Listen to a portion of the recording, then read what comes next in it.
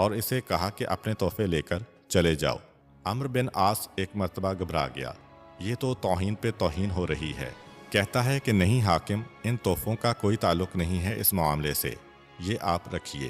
کہا کہ ہرگز نہیں، میں اس رشوت کو قبول نہیں کروں گا، کیونکہ میرے پروردگار نے جب یہ ملک مجھ کو دلوایا تو مجھ سے کوئی رشوت نہیں لی تھی۔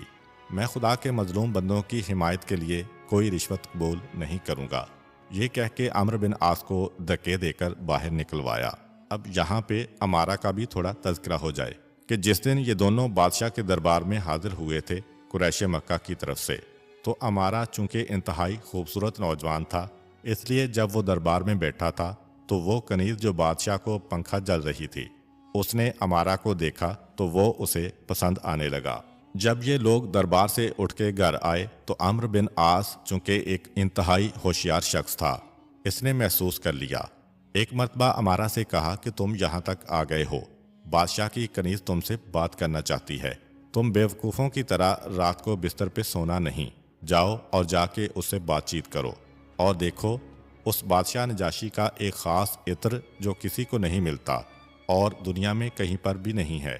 یہ کنیز چونکہ بہت قریب ہے بادشاہ کے، اس لیے کسی طرح تھوڑا سا وہ عطر اس سے لے کے آنا، تب میں سمجھوں گا کہ تم باکمال ہو اور تمہارا اثر ہے عورتوں پر۔ خیر امارہ چونکہ نوجوان تھا اور بالکل جوانی کا جوش تھا اس کے اندر، عمرو بن عاص کی باتوں میں آ گیا اس رات کو اور کنیز کو کوئی الٹی سیدھی پٹی پڑھا کے وہ عطر لے کے آیا اور بڑے فخر سے عمرو بن عاص کو پیش کیا۔ عمرو بن عاص نے اگلی صبح دربار میں آنے سے پہلے تنہائی میں نجاشی سے ملاقات کی اور کہا کہ اے حاکم، ہم آپ کے پاس ایک شکایت لے کے آئے تھے اپنے مجرموں کی، آپ نے اچھا سلوک کیا، اب میرا دل نہیں مانتا، یہ شرافت و مروت کے خلاف ہے کہ میں آپ کے خلاف کوئی سازش دیکھوں اور خاموش رہوں۔ نجاشی ذرا سا چونکا، ایک دفعہ پہلے بھی اس کا تخت اس سے چھینا جا چکا تھا۔ کہا کیا بات ہے؟ کہا کہ معاملہ صرف یہ ہے کہ میرے ساتھ ایک نوجوان جو آیا ہے، ٹھیک ہے میرا دوست ہے، میرا بھائی ہے، مکے کا نمائندہ ہے، مگر میں مکے والوں کی توہین برداشت کر سکتا ہوں، آپ کے خلاف کوئی برائی برداشت نہیں کر سکتا۔ اس نے آپ کی کنیز کو اپنے ساتھ ملا لیا ہے اور اس طرح سے دونوں کے درمیان معاملہ طے پا گیا ہے۔ نجاشی کو یقین نہیں آیا کہ میری کنیز، وہ کبھی یہ جسارت کر ہی نہیں سکتی۔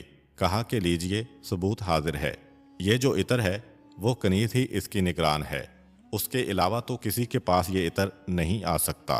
دیکھیے اس کنیز نے امارہ کو یہ عطر دیا۔ ایسا واضح ثبوت کہ نجاشی انتہائی غصے میں آ گیا۔ پہلے تو اس کا دل یہ چاہا کہ گردن اڑا دے امارہ کی،